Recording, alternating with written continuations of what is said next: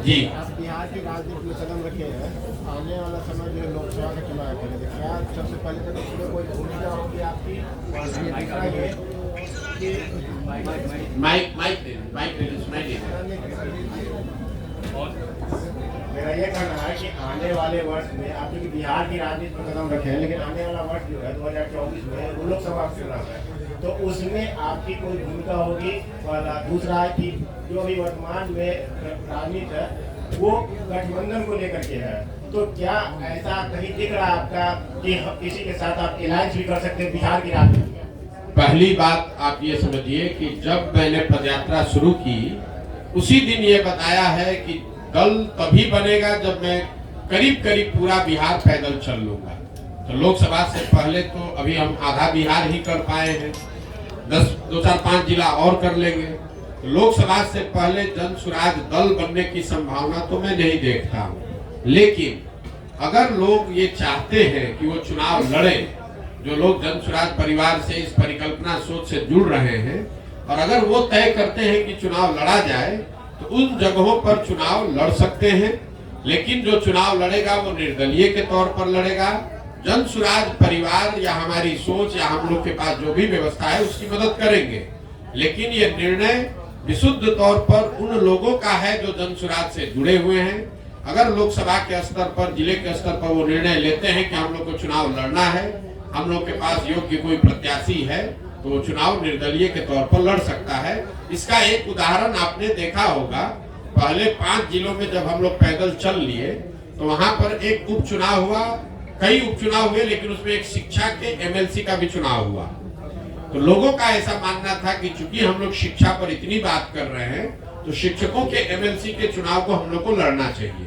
तो उन 5 जिले के जन स्वराज के साथियों ने मिलकर यह तय किया और अपने में से अफाक अहमद जी को चुनकर प्रत्याशी बनाया गया। वो लड़े निर्दलीय के तौर पर, लेकिन चुनाव जीते, अभी एमएलसी भी हैं।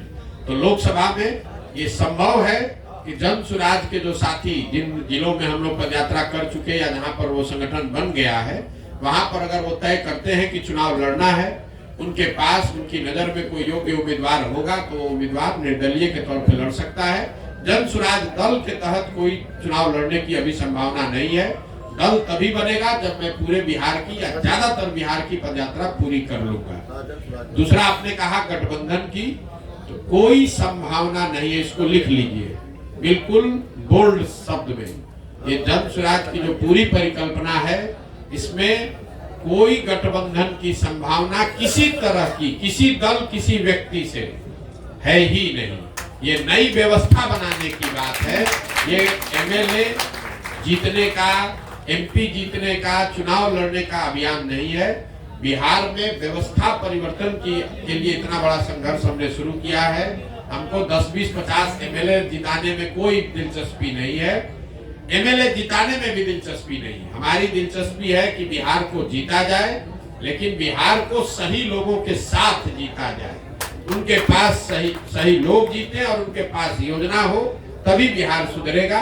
और जो हमारी अपनी समझ है कि जो अभी तक हमने देखा है 16 महीनों में, अभी तक जो मुझे दिख रहा है, जब ये दल बनेगा तो बिहार की जनता तैयार है। या तो वो इस दल को अर्श पे बैठाएगी या फर्श पे रखेगी, या तो जन स्वराज को 0 सीट आएगा या इतना सीट आएगा कि आप उसको गिन नहीं पाइएगा। इसलिए गठबंधन की कोई जरूरत भी नहीं है।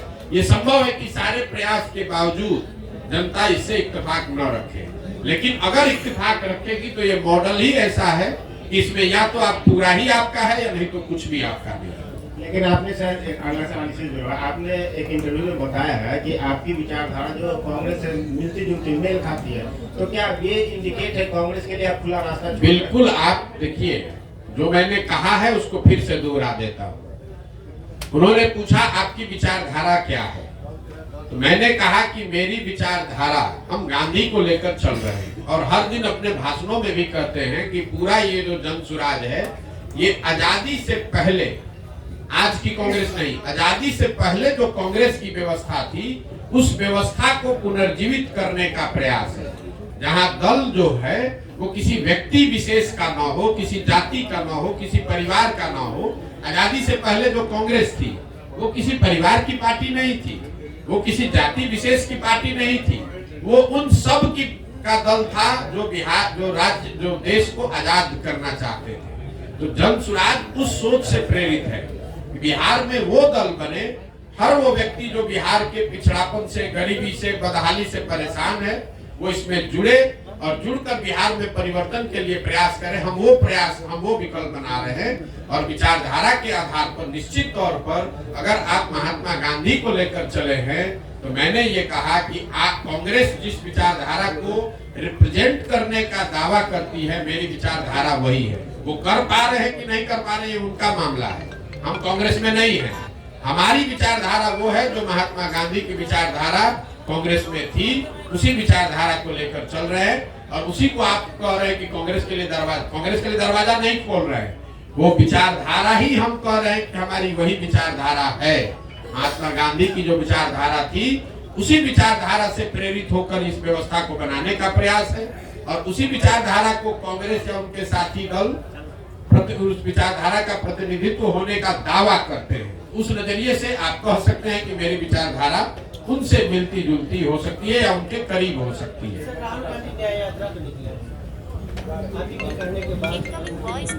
नहीं, राहुल गांधी तो बहुत बड़े नेता हैं, उनको हमारे कहने की और सुझाव की क्या जरूरत है। वो पहले भारत जोड़ो यात्रा उन्होंने किया है और शायद अभी बस से पद यात्रा तो नहीं करेंगे, जो अभी कल हम लोगों ने मीडिया में पढ़ा, शायद अब वो बस से या गाड़ी से पूरब से पश्चिम एक यात्रा कर रहे हैं। तो मुझे मेरी ओर से उनको शुभकामना है, मैं उसमें क्या कह सकता हूँ। अभी आपने एक प्रश्न कहा कि हम चुनाव में लड़ेंगे, मैंने ये नहीं कहा। जो लोग ही लड़ेंगे, मैंने देखिए आप लोग बात को इधर से उधर घुमा देते। मैंने कहा कि जब जन सुराज दल लोकसभा से पहले है नहीं तो जन सुराज दल तो चुनाव लड़ नहीं सकता है, लेकिन जन सुराज से हर जिले में जहां पदयात्रा हुई है, ये संख्या आपको बता दूं, करीब 55 से 60 हजार लोग इस परिकल्पना से जुड़कर इस दल को बनाने वाला बनना चाहते हैं। तो हमने उनको ये कहा है कि अगर आप जन सुराज से जुड़े हैं, आप 60 हजार लोग बैठ के निर्णय लीजिए कि दरभंगा में चुनाव लड़ना है कि नहीं लड़ना है। अगर वो निर्णय लेंगे और उनके पास इस विचारधारा के मानदंडों के हिसाब से कोई चेहरा मिल जाए उम्मीदवार के तौर पर, तो उसको हर हालत में पूरी मजबूती से निर्दलीय के तौर पर लड़ाया जाएगा। लेकिन अगर किसी कारण से आपको चुनाव नहीं हो पाता, हमारे जिला की बात है, दरभंगा लोकसभा में नहीं हो पाता, कोई नहीं लड़ेंगे, कोई हड़बड़ी नहीं। लेकिन जो आपके साथ जुड़े हुए लोग हैं, हाँ, उनको आप क्या कहेंगे? किन पार्टी को? कोई दिक्कत कुछ नहीं कहेंगे। अपने विवेक के अनुसार आप जहां भी चाहें आप वहां वोट कर सकते हैं। मान लीजिए कि आप कांग्रेस की विचारधारा में यकीन रखते हैं और कांग्रेस वहां चुनाव नहीं लड़ती है। कई ऐसे जगह है जहां कांग्रेस की विचारधारा में यकीन रखने वाले लोग हैं, लेकिन कांग्रेस पार्टी वहां भी चुनाव नहीं लड़ती है। कई ऐसे जगह है जहां बीजेपी के विचारधारा के मानने वाले लोग हैं, लेकिन भाजपा वहां चुनाव नहीं लड़ती है। तो क्या करते हैं, अपनी समझ से जो उपलब्ध ऑप्शन है उसमें से आप चुनाव करके उसको जिसको वोट देना दीजिए। अभी तो आपको बताया भैया, किसी पार्टी से मिल, हमारी विचारधारा, मेरा अपना मत ये है कि जो आजादी से पहले महात्मा गांधी की कांग्रेस थी, हम उसी से प्रेरित होकर जन सुराज हमने शुरू किया है। विचारधारा जो गांधी की विचारधारा थी वही विचारधारा जन सुराज की विचारधारा है, या उसको बनाने का आज के संदर्भ में उसी के करीब रहने का प्रयास है। सर, अभी आपने कहा कि लालू के डर से बीजेपी को वोट दिया था, बीजेपी के डर से लालू को। 2005 से लेकर आज तक नीतीश जी को किसके डर से वोट मिला? नीतीश जी को 2 वजहों से वोट मिला है। पहली बात, जो नीतीश कुमार को वोट देता है उसका मेन वोट वही है जो लालू जी के खिलाफ वोट देता है। और दूसरा, 2005 से 2010-12 तक उनकी जो सरकार यहाँ चली उसमें कुछ काम होता, सुधार होता लोगों को दिखा, तो वो सुधारवादी लोग भी उनको वोट दिया उन लोगों ने। लेकिन 2014 के बाद से नीतीश जी के राज में सुशासन का वो चीज देखने को नहीं मिला। इसीलिए आप देख रहे हैं कि किसी 2010 में 206 सीट जीतने वाले नीतीश कुमार एनडीए 2020 में जब चुनाव हुआ तो उनको 125 सीट भी जीतने में मुश्किल आई। तो सिर्फ जाति के आधार पर वोट नहीं है। अगर सिर्फ जाति के आधार पर वोट होता तो जो एनडीए चुनाव लड़ी थी 2010 में, वही एनडीए चुनाव लड़ी 2020 में, तो फिर उनका 206 से घट के 120 कैसे हो गया? यही बात तो हम आपको बता रहे हैं। नीतीश कुमार की जो पूरी राजनीति है, जो उनका वोटर है, वो लालू विरोध पर, लालू जी के जंगल राज के विरोध पर ही खड़ी रही है। उसमें एडिशन जैसे जैसे वो आगे बढ़े तो कुछ और लोग जुड़े होंगे, लेकिन मूल वोट जो उनका है वो लालू विरोध का वोट है। जो लालू से डरता है या लालू जी को नहीं चाहता है, वो नीतीश जी को वोट पहले करता रहा है। तो जदयू की राष्ट्रीय कार्यकारिणी की बैठक होने जा रही है जी, जदयू की राष्ट्रीय कार्यकारिणी की बैठक होने जा रही है और संभावना जताई जा रही है कि नीतीश कुमार फिर से पलटी मार सकते हैं। इस पर क्या प्रतिक्रिया आपने? देखिए, नीतीश कुमार के राजनीतिक जीवन का ये अंतिम दौर चल रहा है, राजनीतिक पारी का ये अंतिम दौर चल रहा है। नीतीश कुमार को खुद नहीं मालूम है कि वो कहां हैं और कहां रहेंगे। इतना मैं जरूर कह सकता हूं कि लोकसभा से पहले अब उनके पास कोई विकल्प नहीं है। उनको चुनाव तो महागठबंधन में ही लड़ना पड़ेगा। इसलिए नहीं कि वो पलटी मारना नहीं चाहते हैं, इसलिए कि अगर पलटी मारेंगे भी तो कोई लेने वाला भी तो होना चाहिए। अब आज के तारीख में उनको कोई लेने वाला भी नहीं बचा है। नीतीश कुमार राजनेता के तौर पर और जदयू दल के तौर पर अब बहुत बड़ा बोझ हो गया है। जो उसको उठाने का कोशिश करेगा वो भी उस बोझ के तहत नीचे दब के मर जाएगा। जहां तक आपने कहा राष्ट्रीय कार्यकारिणी की बात, तो नीतीश कुमार का अपना तरीका है। वो ताश के पत्तों के तरह नेताओं को अपने पार्टी में ऊपर नीचे करते रहते हैं। और यही वजह है कि 18 साल से मुख्यमंत्री रहने के बावजूद उन्होंने अपनी पार्टी में कभी कोई एस्टेब्लिश्ड ऑर्गेनाइजेशन या कोई सेकेंड लाइन लीडरशिप बनाया ही नहीं। किसी को लाते हैं, उससे काम निकाला। मान लीजिए 14 में हम पर उन्होंने दाव लगाया, हमको लेकर आए, घोषणा कर दिया कि यही हमारे उत्तराधिकारी हैं, यही आगे रहेंगे। 14 में चुनाव जीत गए, उसके बाद सोचते अच्छा प्रशांत किशोर कहीं बड़ा ना हो जाए तो इसको हटा के आप दूसरे को बढ़ाओ। इस चीज का मलाल है सर आपको? बिल्कुल मलाल नहीं है। आप हमको नहीं जानते हैं। हम जीवन में वो लोग नहीं हैं जो किसी निर्णय पर मलाल करें। हमारे माता पिता और हमारे गुरुओं ने सिखाया है कि जीवन में जो आप काम करते हैं उसके अगर उसमें आपको कुछ गलती हो जाए तो उससे दो रास्ते आपके पास है। एक, आप अपने निर्णय और अनुभव के आधार पर सीख सकते हैं, सीख कर आगे जीवन में गलती न करें ये कर सकते हैं, या उसका मलाल कर सकते हैं। हम मलाल करने वाले लोग नहीं हैं। एक बार नीतीश कुमार ने अगर धोखा किया, उसके बाद नीतीश कुमार चाहे 20 बार हमारे पास आ गए, कितनी बार बात कर ली, कितने संदेश भिजवा दिए, हमने कह दिया कि अब फिर सियार सर्कुल के नीचे नहीं जाएंगे।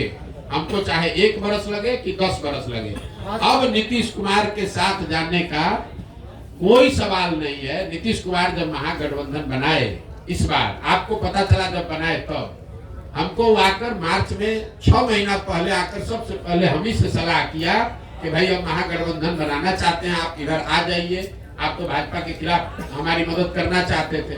उस समय भी हमने कहा कि हम नहीं मिलेंगे, अब नहीं आ सकते हैं, आपको जो करना है वो कीजिए, हम अपनी नई व्यवस्था ही बनाना चाहते हैं। अरे प्रशांत किशोर जी, मेरा एक सवाल है जी कि आपने अभी अपने ही माना इस बात को कि बिहार में जाति के आधार पे लोग वोट देते हैं। जाति भी एक आधार है। जाति भी आधार जी। है।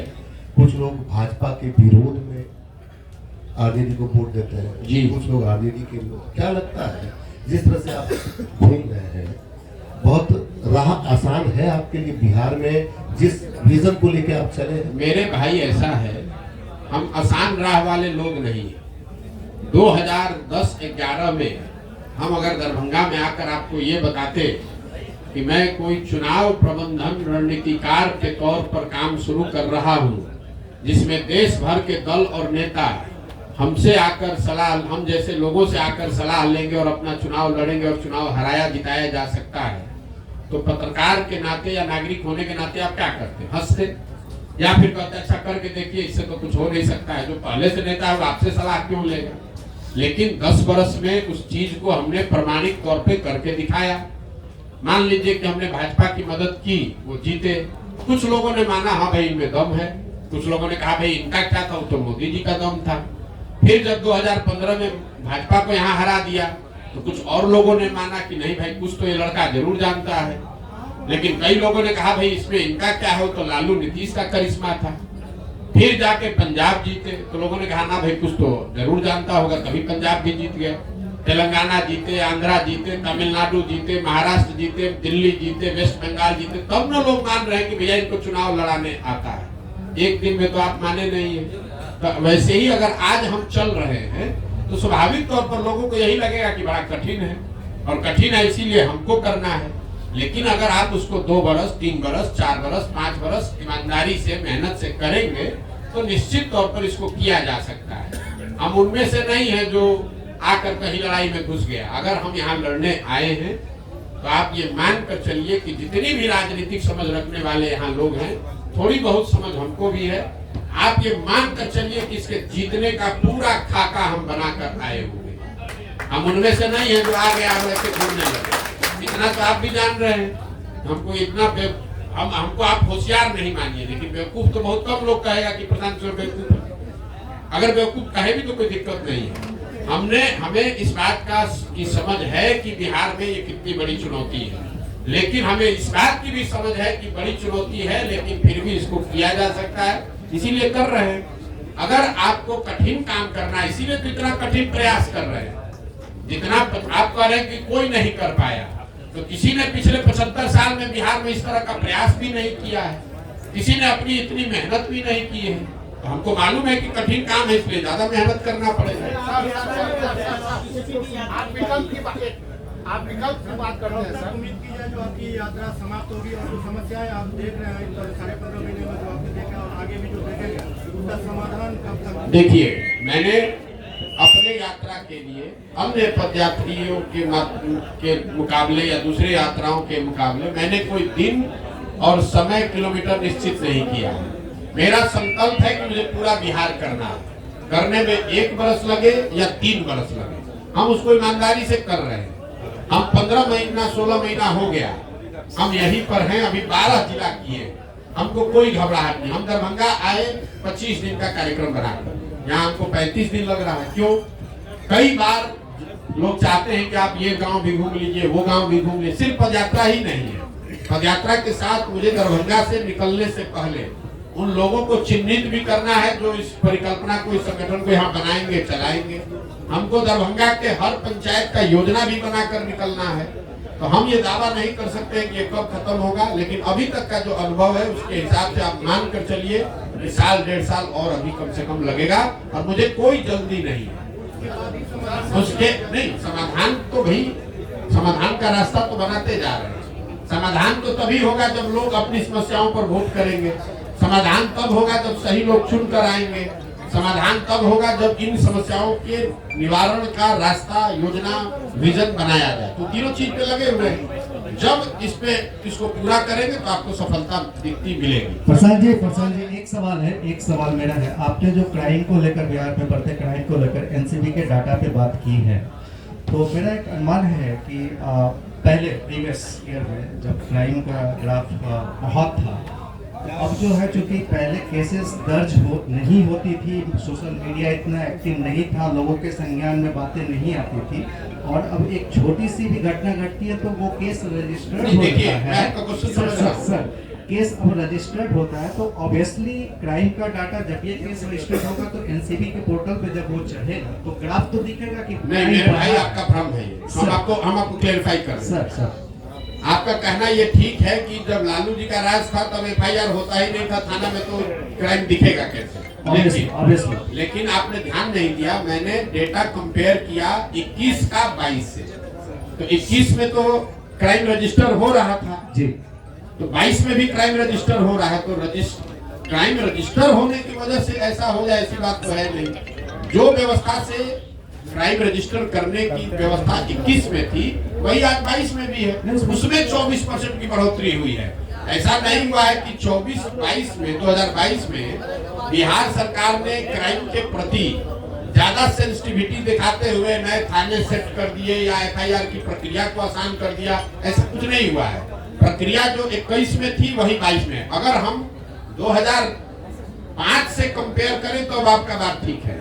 हम तो 21 को 22 को 21 से कंपेयर कर रहे हैं, और उसमें क्राइम रजिस्टर करने की जो व्यवस्था है उसमें कोई आमूलचूल परिवर्तन नहीं लाया गया है।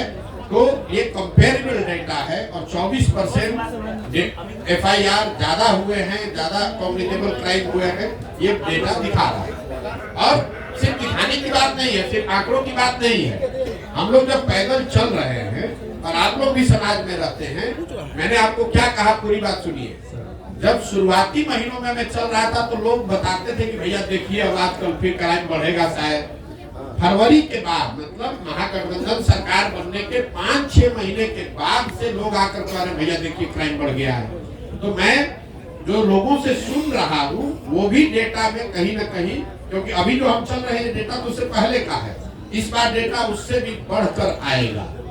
सर मेरा सवाल है कि आप विकल्प की बात करते हैं तो बिहार जो है 1975 से ही विकल्प की तलाश में रहा है और जितने क्षेत्रीय छत्रप है उसी विकल्प की उपज है और इन सारे लोगों ने बिहार को छला और ठगा है। तो आप जन स्वराज जो है एक विकल्प के रूप में देखा जा रहा है, इसकी क्या गारंटी है कि पिछले लोगों की तरह जन स्वराज बिहार के लोगों? मेरे भाई हमारी हर भाषण को सुन लीजिए। हम हर भाषण में पहले कहते हैं कि आप बिल्कुल प्रशांत किशोर पर भरोसा मत कीजिए, आप अपने आप पर भरोसा की। प्रशांत किशोर अगर जन स्वराज बनाते, हम इसके नेता होते, हम आपको कहते कि हम आपका ठीक कर देंगे, तब में धोखा देते। हम तो आप हमारी भाषणों को जाकर सुन लीजिए। हम ये कह रहे हैं कि कोई प्रशांत किशोर 10 प्रशांत किशोर आ जाएगा तब भी आपका जीवन नहीं सुधरेगा। आपको अपने आप में अपने वोटिंग बिहेवियर में सुधार करना है और दल अगर बनाना है तो सबको मिलकर बनाना होगा ताकि कोई किसी को न ठगे। अगर बिहार के 10 लाख लोग मिलकर दल बना रहे हैं तो सब लोग तो एक दिन में नहीं परिवर्तित हो जाएगा। प्रशांत किशोर तो ठग सकते हैं। आपने कहा पहले हुआ है, पहले किसने यहाँ बिहार में सबको सबसे संवाद करके मिलके इतनी बड़ी पदयात्रा करके किसने दल बनाया है? यहाँ दल तो आधा मिनट में बनता है। जो दल बनाया वो कहा कि हम इसके नेता रहेंगे और हमारे बाद हमारे बेटा रहेंगे। दल तो यहाँ ऐसे ही बनता है। बिहार के लोगों से बातचीत करके कोई दल बना हो, आप हमको बता दीजिए, हम मान लेंगे कि हमारी गलती है। प्रशांत जी मेरा दो सवाल है।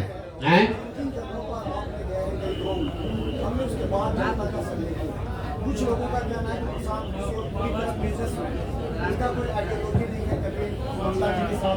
कभी ममता जी के साथ उनका होता है तो कभी बीजेपी के साथ, फिर महागठबंधन के साथ। किसी न किसी व्यक्ति का तो एक आइडियोलॉजी होना ही चाहिए। एक बिजनेसमैन का कोई आइडियोलॉजी नहीं हो सकता। तो जनता कह रही है कि प्रशांत किशोर, पप्पू यादव, विकास वैभव और प्रशांत किशोर इस तरह एक टीम बनाकर काम कर रहे हैं जो कहीं ना कहीं महागठबंधन या फिर बीजेपी से समझौता करने की बात करेंगे। देखिए मेरे भाई, ऐसा है कि हमारा काम ही हमारी पहचान है। हम किसी मुख्यमंत्री प्रधानमंत्री के लड़के नहीं हैं और आप क्या करते हैं हमको मालूम नहीं है, लेकिन जो बिजनेस करता है उसकी कोई आइडियोलॉजी नहीं है। ये आपकी समझ है, ये समाज की समझ नहीं है और इसमें सच्चाई भी नहीं है। मान लीजिए एक बार तो आपकी बात मान लेते हैं कि हम बिजनेस करते थे। हम बिजनेस करते थे ना, चोरी नहीं ना करते थे, किसी का लूटे नहीं ना है, कहीं भ्रष्टाचार नहीं न किए हैं। अपने दिमाग से, अपने हुनर से, अपनी मेहनत से हमने बिहार का, जहां आप जाकर मजदूरी करते हैं उन राज्यों में जाकर हमने बिहार का झंडा गाड़ा है, वहां बिहार का झंडा बुलंद किया है। आप बहुत आइडियोलॉजी वाले हैं, आप बहुत आइडियोलॉजी वाले हैं, तो आपके बच्चे जाकर वहां ठेला पर सब्जी बेच रहे हैं। हमारी आइडियोलॉजी नहीं है तो उन्हीं राज्यों में जाकर हम वहां के राजा को बनाते हैं। तो आपको तय करना है कि आपको किसके साथ रहना है और मेरी आइडियोलॉजी क्या है, इसको समाज को जांचने दीजिए। स्वाभाविक है बहुत लोगों को अच्छा नहीं लगेगा तो न लगे, उससे क्या दिक्कत है। जब देश आजाद हुआ, प्रशांत किशोर तो बहुत छोटे आदमी हैं, जब देश आजाद हुआ जिस दिन 15 अगस्त 1947 को, उस दिन भी इसी देश के हजारों ऐसे लोग होंगे जो अंग्रेजों से सैलरी लेकर उनके साथ काम कर रहे थे। उनको तो महात्मा गांधी पर भरोसा नहीं था, उनको देश की आजादी पर भरोसा नहीं था। तो ये तो समाज है। कभी 100% लोग तो आपसे, समाज में 100% लोग तो आपकी बात से सहमत नहीं होंगे। हम अपना काम कर रहे हैं, लोग सहमत हो न हो ये उनकी पीड़ा है, उनकी समझ है, हमें उसकी ज्यादा चिंता नहीं है। आप ज्यादा व्यथित न हो, हमको इतनी समझ है कि कितना लोग समझ रख रहे हैं, नहीं रख रहे हैं। अगर समझ नहीं रख रहे हैं और हर आदमी हमको गलत ही कह रहा है तो आखिर सुबह से शाम तक 2 बजे रात तक हमसे मिलने आ कौन रहा? ये भी आप पत्रकार होने के नाते आपको पूछना चाहिए। उनका देखिए, उनका ये कहना था कि जैसे अलग अलग स्टेट में आपकी अलग अलग। अरे भाई, हमने 10 बरस काम किया है, हमने आपको गिनवाया, वही काम हमारी पहचान है, तभी ना आप यहाँ बैठे हुए हैं। यहाँ 15 महीना नहीं 15 साल पैदल चल के आएगा तो कोई पत्रकार आएगा सुनने? आप भी इसीलिए आए हैं कि आपको मालूम है कि ये प्रशांत किशोर है, अगर ये प्रयास कर रहा है तो यहाँ ठोक कर जाएंगे सबको, चिंता मत कीजिए। चुनावी रणनीतिकार अपने आप को कहते हैं, जितने जगह आपने बिहार में भ्रमण किया अभी तक, तो क्या 2024 का चुनाव जो होने वाला है उसमें दलों पे प्रभाव पड़ेगा? कितने जगह हम जब चुनाव ही नहीं लड़ रहे तो आप नहीं लड़ रहे हैं। आप सुन लीजिए बात, 2025 का चुनाव होने दीजिए, उसके बाद आप हमको खोजिएगा मिलने के लिए कि प्रभाव क्या पड़ा नहीं पड़ा। हमारा जो ट्रैक रिकॉर्ड है, लोग हमको जब चुनाव का परिणाम आता है तब खोजते हैं कि कौन है। जब तक चुनाव का परिणाम नहीं आता है तो सब आदमी यही कहता है कौन है प्रशांत किशोर, तो बिजनेसमैन है, ये तो एनजीओ चलाता है, ये तो लैपटॉप चलाता है। और जब परिणाम आता है तो कहता अच्छा यही है प्रशांत किशोर। तो यही बिहार में भी होगा 25 में।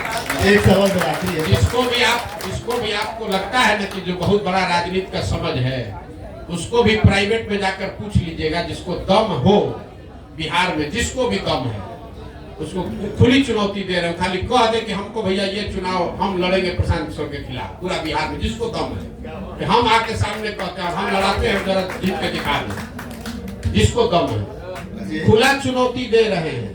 तीनों दल का जो नेता बिहार का कोई क्षेत्र चुन ले और कहे कि भैया हमको यहाँ हरा कर दिखा दीजिए, उसको दिखा देंगे कि कैसे चुनाव लड़ा जाए। हमको किसी से सर्टिफिकेट की जरूरत नहीं है, हम यहाँ चुनाव लड़ने नहीं आए हैं, हम बिहार में अपना जीवन खपा रहे हैं इस राज्य को सुधारने के लिए। सुधरे न सुधरे वो समय बताएगा। चुनाव को लेकर हमको बिहार के टुटपुंजिया नेताओं से सर्टिफिकेट नहीं चाहिए। ये बिहार में जो लोग नेतागिरी करते हैं, इनके जो आका है उनकी जब गाड़ी फंसती है तो हमसे सलाह लेने आते हैं। अब उनको हम बताएंगे चुनाव कैसे लड़ा जाएगा, ये हमको बताएंगे। पप्पू यादव जी ने आरोप लगाया है, चलिए छोड़िए आगे बढ़े। मेरा एक प्रश्न, एक तरफ रामलला की मूर्ति का 22 तारीख को 22 तारीख को अयोध्या में मंदिर पूर्णिमा है, दूसरी तरफ राहुल गांधी यात्रा निकाल रहे हैं। कई लोग ऐसे हैं नेता जो वहां जाने के लिए, ऐसी स्थिति में प्रशांत किशोर जो भोजन के बहुत नजदीक होते हैं, साथ ही साथ हर चीज को जानते हैं, क्या कहेंगे जिनको मंदिर निर्माण और एक तरफ यात्रा, वोटर भी कर और नेता भी कर। अरे ये कंफ्यूज आप लोग हैं। राम मंदिर का उद्घाटन चुनाव में बहुत बड़ा मुद्दा नहीं है। मैं आपको ये अपने अनुभव के आधार पर बता देता हूँ। चुनाव की जितनी समझ हमको थोड़ी बहुत है, कोई एक मुद्दा जिसको आपने पहले कड़ाही पर चलाकर गुड़ बना लिया है, अब वापस से उसको चढ़ाकर समाज को उस तरीके से आंदोलित नहीं किया जा सकता है। राम मंदिर के मुद्दे पर एक बार जब आडवाणी जी सोमनाथ से चले, तब एक बार उस मुद्दे पर वोट पड़ा। उसके बाद वो बहुत बड़ा मुद्दा है, लोगों के सबकॉन्शियस माइंड में है, चर्चा में है, प्रचार होगा, लेकिन वोट उस पर नहीं पड़ेगा। आप मोदी जी ने जब अपने पार्लियामेंटेरियन से, अपने सांसदों से मुलाकात की, तो मोदी जी ने भी खुद कहा कि खाली राम मंदिर के नाम पर चुनाव नहीं जीता जा सकता है, क्योंकि एक बार मंडल आया तो देश में बहुत आंदोलन हुआ, लेकिन जब 5 वर्ष के बाद मंडल लागू किया गया तो किसी को पता नहीं चला। आज जब रिजर्वेशन के लिए यहाँ बिल पास हुआ तो उस पर कोई रिएक्शन नहीं है। तो समाज की इतनी समझ रखिए, काठ की हांडी या कच्ची हांडी, आप एक ही चीज को बार बार नहीं चला सकते हैं। जन आंदोलन हुआ अन्ना के समय में लोकपाल को लेकर, आज आपको लगता है कि जन लोकपाल के नाम पर आंदोलन फिर से हो सकता है? उस समय हुआ, पूरा देश अन्ना के साथ जन लोकपाल के नाम पर खड़ा हुआ। आज अगर अन्ना भी आ जाए, जन लोकपाल फिर से लेकर बैठ जाए तो भी कोई नोटिस नहीं लेगा। तो राम मंदिर का उद्घाटन बहुत बड़ी घटना है, उसकी चर्चा होगी, बीजेपी उसका प्रचार प्रसार भी करेगी, उसका लाभ लेने का कोशिश भी करेगी, लेकिन वोट उस पर बहुत ज्यादा प्रभावित उसकी वजह से नहीं हो, दूसरी वजह से लोग वोट भले दे दे, वो अलग बात है। राम मंदिर का निर्माण एक घटना है। बहुत बड़ी घटना है, उसका उद्घाटन बहुत बड़ी घटना है। हाँ सर, राम मंदिर का निर्माण नहीं, बात घुमाते बहुत है। राम मंदिर का उद्घाटन एक बड़ी घटना है, लेकिन उस घटना का वोट पर सीधा प्रभाव नहीं पड़ेगा। आप जाकर यहाँ पूछ लीजिए जो भाजपा को वोट दे रहा है कि वोट आप इसलिए दे रहे हैं कि 22 तारीख को उद्घाटन है, कि वोट आप इसलिए दे रहे हैं कि मोदी जी नेता है। तो ज्यादातर लोग कहेंगे कि हम वोट मोदी की वजह से दे रहे हैं। ये नहीं कहेगा कि 22 तारीख को उद्घाटन है इसलिए हम कम्युनिस्ट पार्टी के वोटर थे, क्योंकि 22 को उद्घाटन है तो भाजपा को देने लगेंगे। ऐसा लोग नहीं मिलेगा। हाँ सर, दिख रहा है प्रसाद, मोदी को टक्कर देने वाला विपक्ष में कोई दिख रहा है चेहरा आपको? मेरे भाई एक चीज मैं आपको बता दूं, देश में विपक्ष कभी कमजोर नहीं होता है, विपक्षी पार्टी कमजोर हो सकती है। जो मोदी जी महामानव बताए जा रहे हैं, इनको कोई नहीं हरा सकता है। 2000 आगे की बात छोड़ दीजिए, भविष्य की 2019 में जब वो चुनाव लड़े, पूरी उनकी ताकत, उनका करिश्मा, संघ, आइडियोलॉजी, पुलवामा सब मिला दीजिए, तब भी जो 100 लोग वोट देने गए बूथ पर, उसमें 38 लोगों ने मोदी जी के भाजपा के पक्ष में वोट दिया, 62 लोगों ने नहीं दिया। तो 62 लोग ज्यादा है कि 38 ज्यादा है? तो इस देश में विपक्ष कभी कमजोर नहीं है। ये जरूर है कि विपक्ष का जो दल, विपक्ष की सेंटिमेंट को रिप्रेजेंट करने वाले जो दल है वो कमजोर हो सकते हैं। इसलिए आप गांव देहात में घूमते हैं तो ऐसा नहीं है कि हर गांव में लोग जय जयकारा कर रहा है कि भैया भाजपा आ गई तो हमारा जीवन बदल गया, लेकिन फिर भी जाकर वो वोट इसलिए दे सकता है कि उसको लगता है कि राहुल गांधी के मुकाबले तो फिर भी ये ठीक है, या लालू यादव के मुकाबले फिर भी ठीक है, इसलिए लोग वोट देते हैं। चेहरा कोई नहीं है।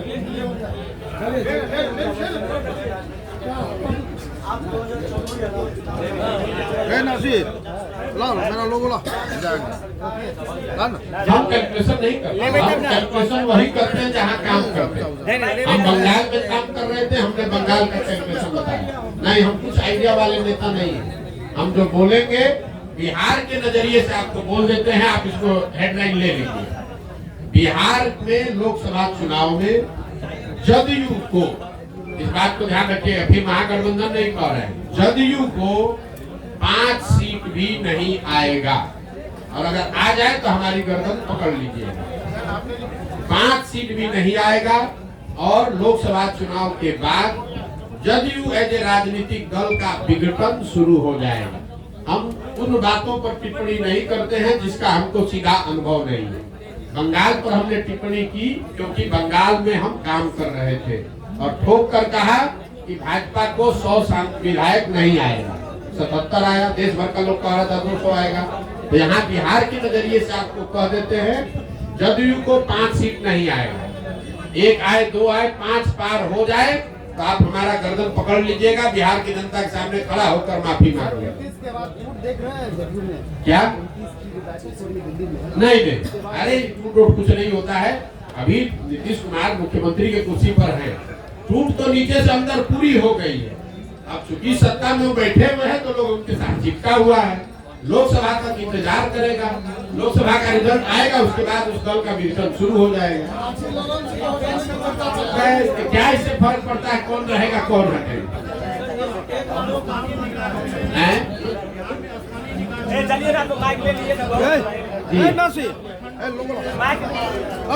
बिल्कुल सबको समर्थन दिया जा रहा है जो